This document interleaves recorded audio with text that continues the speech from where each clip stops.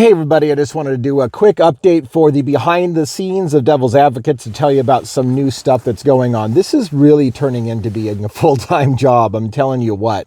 I spent yesterday all day, like 8 hours, literally 8 hours, doing an hour and 40-minute long video. That's what it turned out to be. Making that video, researching for that video, and that wasn't in that order. Research first, of course, and make the video next, and then editing that video. And it was like an 8-hour day, a full job to make that a video. And while I will say that the end product isn't worth 8 hours of time, it's partly because of my inexperience and whatever. However, it's getting more and more polished in some ways. My shows, my long form videos are getting more and more polished. I got little pop-ups on the screen now, and the way I'm delivering is, I think, getting a little better, and I feel really positive about that. So while it took me 8 hours, I'm hopeful that I can start streamlining that a little bit as I do it more and more often. I've done another video like it.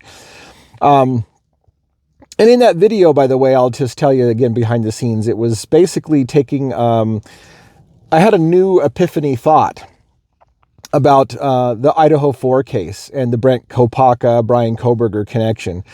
And so I was focusing on the cell phone that Darren Duncan, the friend of Brent Kopacka, said had been factory wiped, and how he said, quote, "That's super fucking weird," and that his room had been emptied of all furniture, which was, quote, super fucking weird.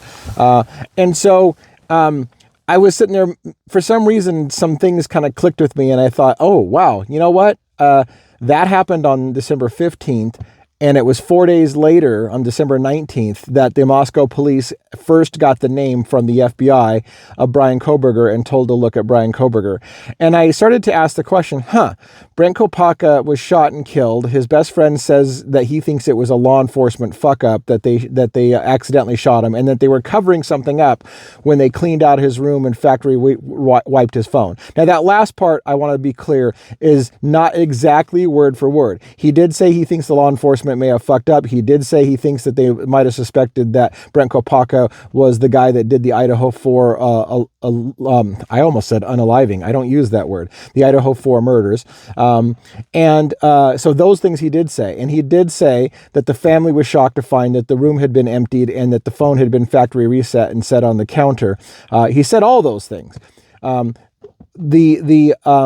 Specifically stating that it was law enforcement that wiped the phone, that's a little bit of a hard thing to approve. What he said was, after explaining that the phone had been factory wiped, he reiterated that he thinks law enforcement fucked up and suggested they were trying to cover something up. He didn't specifically say, I think a law enforcement officer factory reset the phone, or that law enforcement emptied his room. But that clearly is what I think is the implication.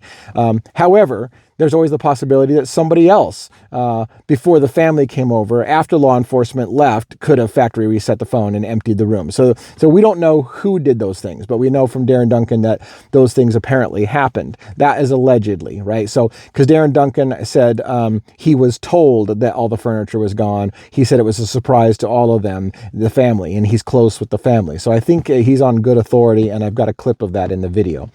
And again, you could go watch the video yourself. In fact, I wish you would, because it gives me watch time in hours. But I just wanted to share with you that I did that big video. That was one thing that was big that I really enjoyed. And that video, by the way, has got probably the highest what is the term they use?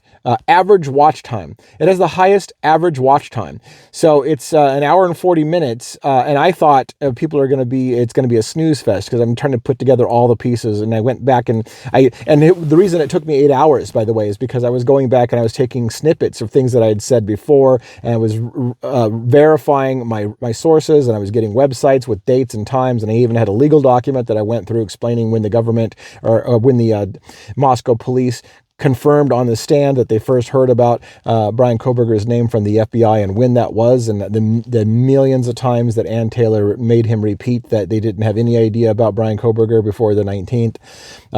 I covered all that in detail, and I even have some clips from Drip Drops, A Crime Circus, in there that talks about Brent Kopacka and the connection between Kopacka and Kohburger. It took a lot of work to put it all together. But like I said, what's really cool about it is that video has the longest average watch time of any of my videos, I think, so far. I'm pretty sure it's got the longest average watch time, which means I did something right. People are sticking with that video. So it's been pretty well reviewed coming, or watched coming out the gate. It has a good, what they call click-through rate, right? Which is that somebody saw the thumbnail and they decided it was interesting enough to click on it. That's got a high, it had an amazing high click-through rate for the first few hours. I mean, like a freaking ridiculous click-through rate, meaning people saw the thumbnail and was like, I'm watching that. And I had tons of watch time. And then over time, that started to settle down, but it's still a very, very high click-through rate. Now, maybe you don't give a shit about those numbers, but again, this is a behind the scenes. So behind the scenes, that video is doing strong. I recommend you watch it. And then the last thing I want to tell you for the behind the scenes is I had an exciting moment. I was watching a live of some guy that I follow on TikTok, and I don't follow a lot of his stuff, but I literally followed his account. So every once in a while he pops up on my phone, and he was doing a live, and I caught a bit of his live on the Idaho 4 on Sunday, and oh my God, he said some things I had never heard before, and like me, when he hears these things, he's like, that's not a fucking coincidence. And I was like, when he said it, I was like, if that's true, that's not a fucking coincidence. And so this guy's got a brilliant eye for detail, and he saw something, and when I saw that, I was like, I have never heard that shit, and I need to get to the bottom of that. And so I reached out to him. He's got a really big following, so big compared to me on TikTok. He's got a really big following. I didn't think he would listen to anything I had to say, but I reached out to him and asked, hey, caught your live. I thought it was amazing. I'd love to do a live with you. You got a great mind on your shoulders. Let's see if we can work out something together if you're interested. He's totally interested. We are talking back and forth right now on texting and private messaging. So that is in the works. I want to let you know. So if you are interested in the Idaho 4 case, I've got a big guest coming on. Big by meaning he's got a really big following, and he says shit that I have never heard before. And yet it was like, as soon as I heard it, I was like, that's got a ring of somebody better fucking look into that, which I will be. I will be looking into that before we go live together, but also after we go live together, and I'll probably do a long form video on it once I've done my own research. I always yawn when I'm on these things. So anyways, there you go. I just wanted to give you a quick behind the scenes devil's advocates for today. Thanks for listening, and check out the channel and see if you can watch that video that I made yesterday, which was called something like something about Kopacka's phone and the FBI tip.